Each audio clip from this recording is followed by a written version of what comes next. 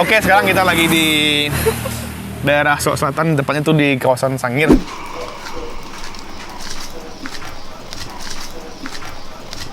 Dan menariknya di situ kok bisa tempe main anak-anak jadinya kan. Jadinya lawe.